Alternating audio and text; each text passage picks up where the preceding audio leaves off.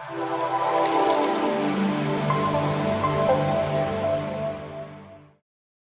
Designers, welcome back to uiuxdesign.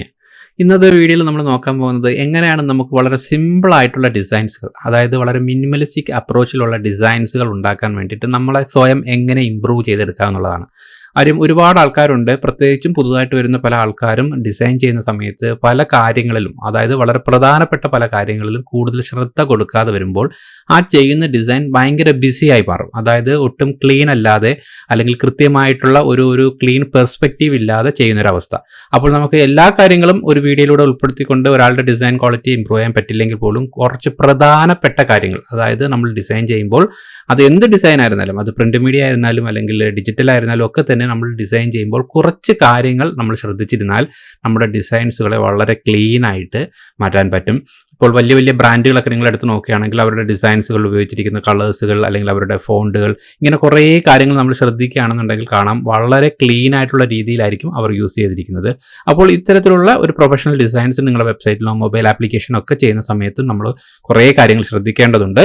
അപ്പോൾ എന്തായാലും വളരെ പ്രധാനപ്പെട്ട കുറച്ച് പോയിന്റുകളിലൂടെ നമുക്കൊന്ന് പോവാം. അതൊക്കെ നമ്മുടെ ഡിസൈൻസുകളെ വളരെ ക്ലീൻ ആക്കാൻ, വളരെ പ്രൊഫഷണൽ ആക്കാൻ സഹായിക്കും. ഓക്കെ, അപ്പോൾ ആദ്യമായിട്ട് നമ്മൾ ശ്രദ്ധിക്കേണ്ടുന്ന ഡിസൈനിങ്ങിൻ്റെ വളരെ പ്രധാനപ്പെട്ട ഒരു ക്ലീൻ അപ്രോച്ചിന് വേണ്ടുന്ന കാര്യം എന്ന് പറയുന്നത് നമുക്ക് എല്ലാവർക്കും അറിയാം, നെഗറ്റീവ് സ്പേസ് അഥവാ വൈറ്റ് സ്പേസ് എന്ന് പറയുന്നത്.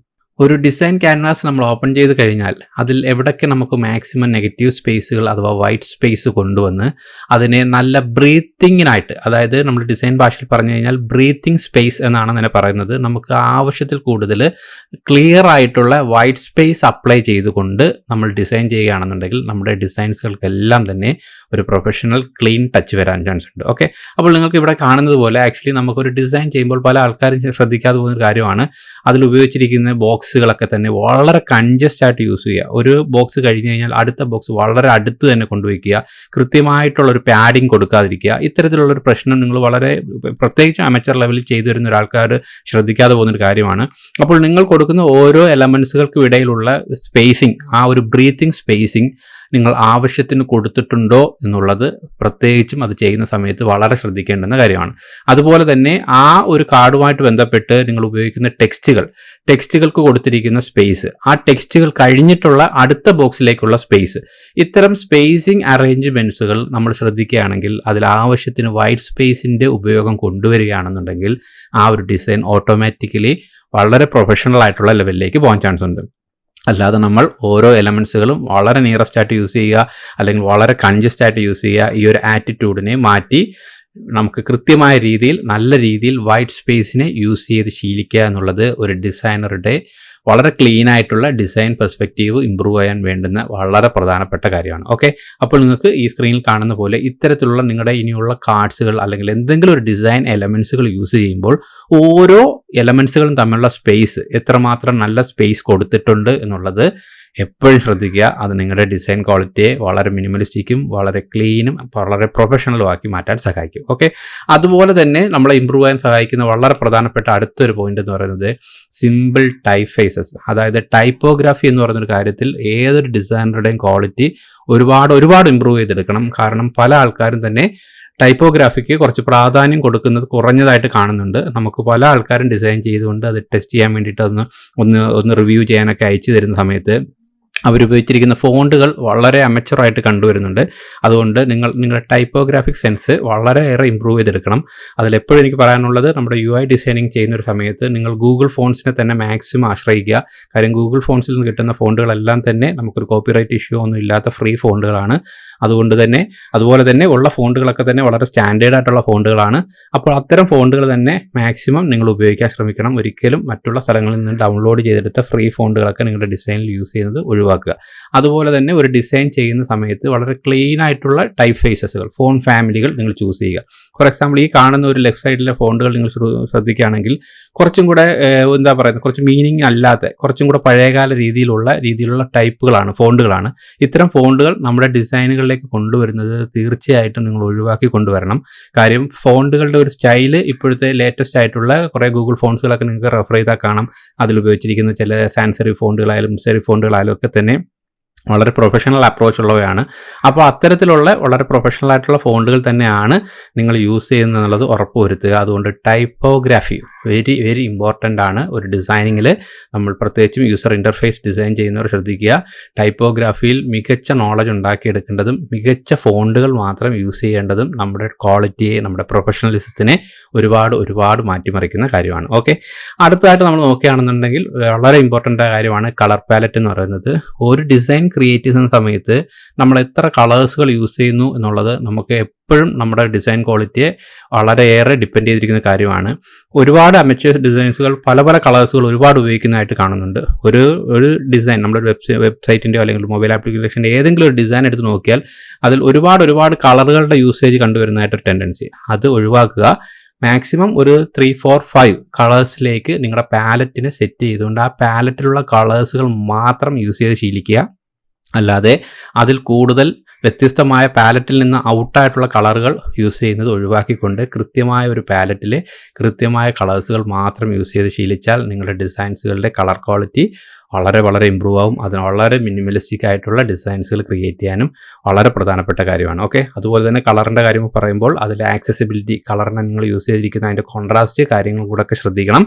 അപ്പോൾ വളരെ മിനിമലിസ്റ്റിക് ആയിട്ടുള്ള കളർ അപ്രോച്ച് നിങ്ങളുടെ ഡിസൈൻ ക്വാളിറ്റി വളരെ ഇമ്പ്രൂവ് ചെയ്യാനും നിങ്ങളുടെ ഒരു മിനിമലിസ്റ്റിക് ഡിസൈൻ അപ്രോച്ച് വളർത്താനും ഒരുപാട് ഹെൽപ്പ് ചെയ്യും. ഓക്കെ, അടുത്തായിട്ട് നമ്മൾ നോക്കേണ്ടത് ചോയ്സ്. നിങ്ങൾ ഉപയോഗിച്ചിരിക്കുന്ന ഡിസൈൻസുകളിൽ ഏതെങ്കിലും ഒരു കാര്യത്തിൻ്റെ ചോയ്സ് യൂസ് ചെയ്യുന്നത് ഒരുപാട് പ്രോഡക്ട്സുകൾ അല്ലെങ്കിൽ ഒരുപാട് കാര്യങ്ങളെ കാറ്റഗറി ബൈ ഇങ്ങനെ നീട്ടി നിവർത്തി ഒരുപാട് പ്രോഡക്റ്റുകൾ നമ്മുടെ കൺമുന്നിലേക്ക് ഇട്ടുകൊണ്ട് ഒരു യൂസറിനെ അവിടെ ഭയങ്കരമായ ഒരു ബഹളം ക്രിയേറ്റ് ചെയ്യുന്നതായിട്ടുള്ള അവസ്ഥകൾ വരാറുണ്ട്. ഒരു പ്രോഡക്റ്റിൻ്റെ ഏതെങ്കിലും ഒരു മാർക്കറ്റിൻ്റെ ഒരു സൈറ്റ് ചെയ്യുമ്പോൾ അല്ലെങ്കിൽ ഒരു ആപ്പ് ചെയ്യുമ്പോൾ അല്ലെങ്കിൽ ഏതെങ്കിലും കുറച്ച് ഗാലറീസ് ചെയ്യുന്ന സമയത്ത് ഇങ്ങനെയൊക്കെയുള്ള സമയത്ത് ഒരുപാട് സാധനങ്ങളെ കൊണ്ട് ഒരു സ്ഥലത്ത് കൊണ്ടുവച്ച് അതിൻ്റെ ചോയ്സ് കൊടുക്കുന്നതിന് പകരം അതിന് വളരെ പ്രധാനപ്പെട്ട പ്രോഡക്ട്സുകളെ അല്ലെങ്കിൽ വളരെ പ്രധാനപ്പെട്ട കാര്യങ്ങളെ മാത്രം അതിൽ നിന്ന് ഫിൽറ്റർ ചെയ്തെടുത്ത് വളരെ കുറഞ്ഞ രീതിയിലുള്ള ഒരു ചോയ്സ് ഓപ്ഷൻ കൊടുത്ത് ശീലിക്കുന്നത് ഒരു മിനിമലിസ്റ്റിക് ഡിസൈനറുടെ വളരെ പ്രധാനപ്പെട്ട ഒരു കഴിവാണ്. അപ്പോൾ ആ ഒരു കാര്യവും വളരെയേറെ ശ്രദ്ധിക്കേണ്ടുന്ന ഒരു കാര്യമാണ്. ഓക്കെ, അതുപോലെ തന്നെയാണ് ഇപ്പോഴത്തെ ലേറ്റസ്റ്റ് ആയിട്ട് നിങ്ങൾ പറയുകയാണെങ്കിൽ ഫ്ലാറ്റ് ഡിസൈൻസുകളാണ് കൂടുതലായിട്ട് യൂസ് ചെയ്യുന്നത്. ഒരിക്കലും നിങ്ങളുടെ ഡിസൈനുകളിൽ ബിവലാൻഡ് എംബോസോ അല്ലെങ്കിൽ അമിതമായിട്ടുള്ള ഷാഡോകളോ അല്ലെങ്കിൽ അമിതമായിട്ടുള്ള കളർ യൂസേജുകളോ ഒക്കെ ഒഴിവാക്കിക്കൊണ്ട് വളരെ ഫ്ലാറ്റ് ആയിട്ടുള്ള ക്ലീൻ ആയിട്ടുള്ള കുറച്ച് ഫ്ലാറ്റ് ഐക്കൺസുകളും ടെക്സ്റ്റേഴ്സുകളും ഒക്കെ യൂസ് ചെയ്ത് പർട്ടിക്കുലർലി ശീലിക്കുക. ഒരിക്കലും ഭയങ്കര ജാഗി ആയിട്ടുള്ള അല്ലെങ്കിൽ ഭയങ്കര ഹെവി ആയിട്ടുള്ള ഐക്കൺ സെറ്റുകളും പാലറ്റുകളും ഒക്കെ തന്നെ ഒഴിവാക്കിക്കൊണ്ട് വളരെ ക്ലീൻ ആയിട്ടുള്ള ഫ്ലാറ്റ് ആയിട്ടുള്ള ഐക്കൺ സെറ്റുകളും അതുപോലെ തന്നെ ടെക്സ്റ്റേഴ്സ് പാറ്റേണുകളും ഒക്കെ തന്നെ യൂസ് ചെയ്ത് ശീലിക്കുന്നതും വളരെ പ്രധാനപ്പെട്ട ഒരു കാര്യമാണ്. ഓക്കെ, അതുപോലെ തന്നെ ഏറ്റവും എടുത്തു പറയാവുന്ന ഒരു വളരെ പ്രധാനപ്പെട്ട ഒരു കാര്യം എന്ന് പറയുന്നത് ഷാഡോ യൂസേജ് ആണ്. ഷാഡോ എന്ന് പറയുന്നത് ഒരു സാധാരണ ഒരു ഡിസൈനർ, അതായത് ഒരു പ്രൊഫഷണൽ അപ്രോച്ച് ഇല്ലാത്തൊരു ഡിസൈനർ എപ്പോഴും ഷാഡോ യൂസ് ചെയ്യുന്നത് വളരെ തിക്കായിട്ടുള്ള ഹെവി ആയിട്ടുള്ള ഷാഡോസുകളായിരിക്കും. മറിച്ച് നിങ്ങളൊരു പ്രൊഫഷണൽ ലെവലിലേക്ക് അല്ലെങ്കിൽ കുറച്ചും കൂടെ വളരെ ഹൈ എൻഡ് ലെവലിലേക്കുള്ള ഡിസൈനേഴ്സിൻ്റെ പ്രോജക്റ്റുകളിലേക്കൊക്കെ പോയി കഴിഞ്ഞാൽ അവർ പ്രത്യേകിച്ചും യൂസർ ഇൻ്റർഫേസ് ഡിസൈനിങ്ങിൽ അതിൻ്റെ ഷാഡോ എഫക്റ്റ് ഉപയോഗിക്കണം. പലരും ഉപയോഗിച്ചുകൂടാന്ന് എവിടെയും പറയുന്നില്ല, പക്ഷേ ഉപയോഗിക്കുന്നതിനെ വളരെ സബ്റ്റിലായിട്ട് വളരെ ഫെയ്ഡഡ് ആയിട്ട് ഒപ്പാസിറ്റി വളരെ കുറച്ച് നമ്മൾ വിദഗ്ധമായിട്ട് യൂസ് ചെയ്യണം എന്നുള്ളതാണ് പ്രത്യേകത. അങ്ങനെ യൂസ് ചെയ്യുന്നവരെയും വളരെ തിക്കായിട്ട് ഷാഡോ യൂസ് ചെയ്യുന്നവരെയും കാണുമ്പോൾ തന്നെ നമുക്ക് പെട്ടെന്ന് അത് ഐഡൻറ്റിഫൈ ചെയ്യാൻ സഹായിക്കും. അതിൽ വളരെ അമച്ചറായിട്ടുള്ളതും പ്രൊഫഷണൽ ആയിട്ടുള്ള ആൾക്കാരുടെ ഷാഡോ യൂസേജിൻ്റെ മാത്രം ഉപയോഗം കണ്ടാൽ തന്നെ നമുക്ക് ഓരോരുത്തരെയും ക്ലാസിഫൈ ചെയ്യാൻ പറ്റും.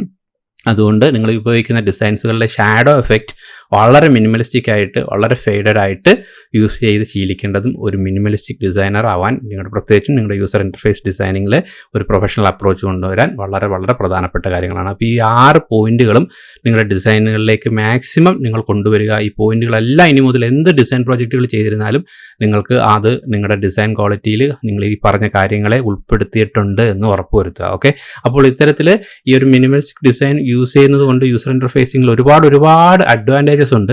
അപ്പോൾ എല്ലാ അഡ്വാൻറ്റേജസും നമ്മൾ പറയുന്നില്ലെങ്കിലും വളരെ പ്രധാനപ്പെട്ട നിങ്ങൾ അറിഞ്ഞിരിക്കേണ്ട കുറച്ച് അഡ്വാൻറ്റേജസ് ആണ് ഈ കൊടുത്തിരിക്കുന്നത്. അതായത് അത് ഉപയോഗിക്കാൻ നമുക്ക് വളരെ യൂസ് ചെയ്യുമ്പോൾ വളരെ ഈസി ആയിട്ട് യൂസ് ചെയ്യാനുള്ള ഒരു ആവശ്യകത ഉണ്ട്. ഏതൊരു പ്രോഡക്റ്റ് ഡിസൈൻ ചെയ്താലും അതിൻ്റെ വളരെ പ്രധാനപ്പെട്ട ഒരു അഡ്വാൻറ്റേജ് ആണ് മിനിമലിസ്റ്റിക് ആയിട്ട് ചെയ്യുന്നത്. അതുപോലെ തന്നെ അതിൻ്റെ ആക്സസിബിലിറ്റി കൂട്ടാൻ വേണ്ടിയിട്ട് നമുക്ക് വളരെ മിനിമലിസ്റ്റിക് ഡിസൈൻസുകൾ വളരെ നല്ലതാണ്. അതിലൊക്കെ ഉപരി സെർച്ച് എഞ്ചിൻ ഒപ്റ്റിമൈസേഷൻ അഥവാ SEO, അതായത് ടെക്നിക്കൽ സൈഡിലേക്ക് പോകുമ്പോൾ നിങ്ങൾ ചെയ്യുന്ന വെബ്സൈറ്റും മൊബൈൽ മൊബൈൽ ആപ്ലിക്കേഷനൊക്കെ ലോകത്തിൻ്റെ മുമ്പിൽ ഗൂഗിൾ വഴി ഏറ്റവും പെട്ടെന്ന് സെർച്ച് ചെയ്തെത്തണം എന്നുണ്ടെങ്കിൽ നിങ്ങളുടെ SEO വളരെ സൂപ്പർവായിരിക്കണം. അപ്പോൾ ഈ SEO ലെവലിൽ ആലോചിക്കുമ്പോഴും നിങ്ങൾ ചെയ്യുന്ന ഡിസൈൻസുകൾ ഒരുപാട് കോംപ്ലിക്കേറ്റഡ് ആക്കാതെ മിനിമലിസ്റ്റിക് ആയിട്ട് ചെയ്യുന്നതാണ് വളരെ നല്ലത്. അതുപോലെ തന്നെ നിങ്ങളുടെ ബ്രാൻഡ് അവയർനെസ് വർദ്ധിക്കണം എന്നുണ്ടെങ്കിലും നിങ്ങൾ ഉപയോഗിച്ചിരിക്കുന്നത് വളരെ സിമ്പിളായിരിക്കണം. കാര്യം ഇൻ കേസ് ഇപ്പോൾ നിങ്ങൾ apple.com-ലോട്ടൊക്കെ പോവുകയാണെന്നുണ്ടെങ്കിൽ അവർ ഉപയോഗിച്ചിരിക്കുന്ന കളർ കോമ്പിനേഷനൊക്കെ നിങ്ങൾ നോക്കിക്കഴിഞ്ഞാൽ ഒരുപാട് വൈറ്റ് സ്പേസ് കൊണ്ട് അവരുടെ പ്രോഡക്റ്റിനെ അവരുടെ ബ്രാൻഡിനെ അവർ വളരെ എംഫസൈസ് ചെയ്താണ് അവരെ ഡിസൈൻ ചെയ്തിരിക്കുന്നത്. അപ്പോൾ നല്ല രീതിയിൽ ആ പ്ലേസ്മെൻറ്റുകൾ വരണമെന്നുണ്ടെങ്കിൽ ഒരുപാട് ക്ലീൻ ആയിട്ട് സിമ്പിളായിട്ട് തന്നെ ചിന്തിച്ചാലേ നമ്മുടെ ബ്രാൻഡ് അവയർനെസ് വളർത്താൻ പറ്റും. അതുപോലെ തന്നെ ഈസ് ഓഫ് മെയിൻറ്റെയിൻ ചെയ്യാനുള്ള ഈസിയും വളരെ പ്രധാനപ്പെട്ടത് വളരെ മിനിമലിസ്റ്റിക് ഡിസൈനുകളാണ്.